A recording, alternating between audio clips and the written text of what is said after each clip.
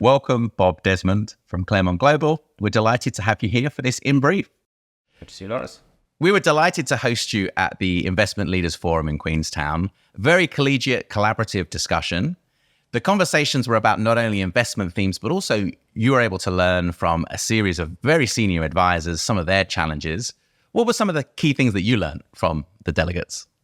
Apart from Queenstown's beautiful scenery and the Pinots and tapas. Yes. I think key things I took away was just the demands that advisors have.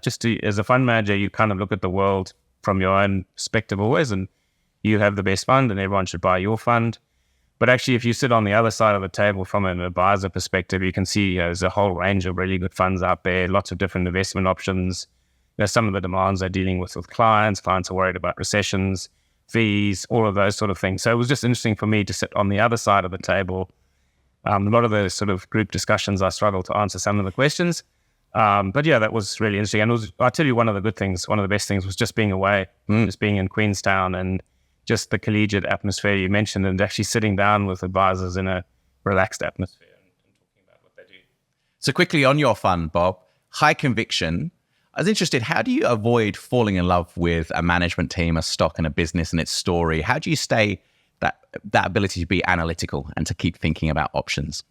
We have a couple of things. So, we have an analyst team. I'm an analyst as well, apart from fund manager. So they hold the two fund managers accountable. So we have a very strict process in terms of that.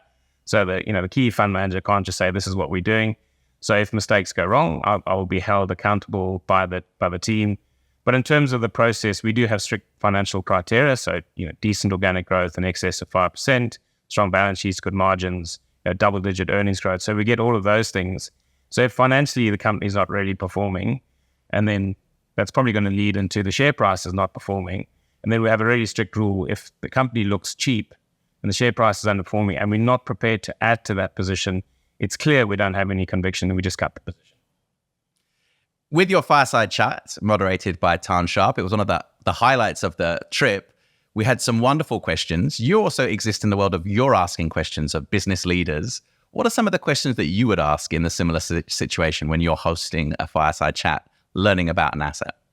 I think the key things when I go to a business, one of the things I like to ask them is, where do you see the business in 5 years? What's the higher purpose? And when they answer to deliver shareholder value, that's not a great turn on for me. It's like that. Everyone says that. And it means that you're managing for the quarter, where they have a higher purpose in terms of delivering value for customers, looking after employees.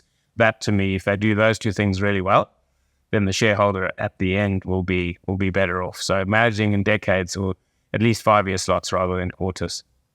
So everyone, Bob, had a wonderful experience. A couple of weeks on now, what would you like the key takeaway from delegates to be from your contribution to the conversation? The key takeaway I'd say is, often if people ask us about a fund, it's only 10 to 15 names. So inherently they feel, that's concentrated, it's too high risk. And actually, if you buy really high quality businesses, which we do, they actually can take the risk levels down a lot.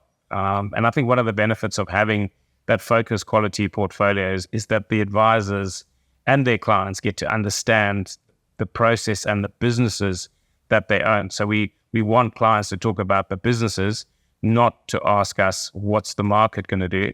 We want them to ask what the profits of the companies are going to do and what are the valuations.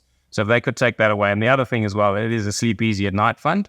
So when you're in high quality stocks, when the market's falling, you can rest easy knowing we've got strong balance sheets, good cash flows, and these companies are going to be around for a long, long time to come.